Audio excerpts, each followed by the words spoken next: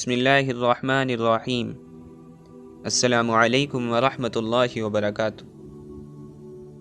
حضرت سعید بن مسیب رحمۃ اللہ علیہ کہتے ہیں، حضرت عمر بن خطاب رضی اللہ عنہ نے لوگوں کے لیے 18 باتیں مقرر کیں جو سب کی سب حکمت و دانائی کی باتیں تھیں۔ آپ رضی اللہ عنہ نے فرمایا، اپنے بھائی کی بات کو کسی اچھے رخ کی طرف لے جانے کی پوری کوشش کرو۔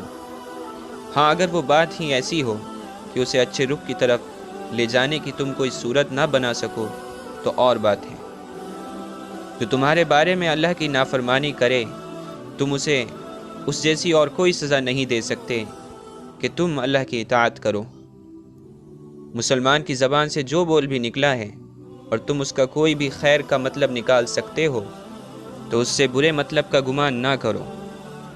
جو آدمی خود ایسے کام کرتا ہے جس سے دوسروں کو بدگمانی کا موقع ملے تو وہ اپنے سے بدگمانی کرنے والے کو ہرگز ملامت نہ کرے۔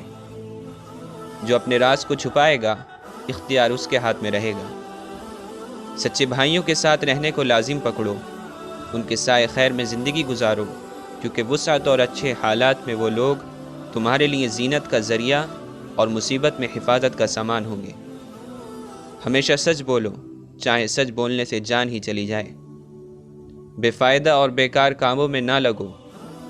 جو بات ابھی پیش نہیں آئی اس کے بارے میں مت پوچھو، کیونکہ جو پیش آ چکا ہے اس کے تقاضوں سے ہی کہاں فرصت مل سکتی ہے۔ اپنی حاجت اس کے پاس نہ لے جاؤ جو یہ نہیں چاہتا کہ تم اس میں کامیاب ہو جاؤ۔ جھوٹی قسم کو ہلکا نہ سمجھو، ورنہ اللہ تمہیں ہلاک کر دیں گے۔ بدکاروں کے ساتھ نہ رہو، ورنہ تم ان سے بدکاری سیکھ لو گے۔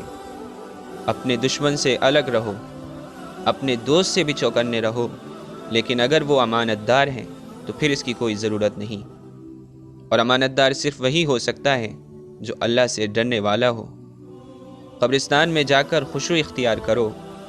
جب اللہ کی فرما برداری کا کام کرو تو عاجزی اور تواضع اختیار کرو۔ جب اللہ کی نافرمانی ہو جائے تو اللہ کی پناہ چاہو۔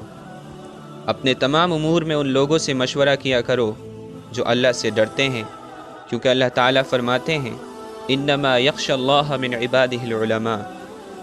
اللہ سے اس کے وہی بندے ڈرتے ہیں جو اس کی عظمت کا علم رکھتے ہیں۔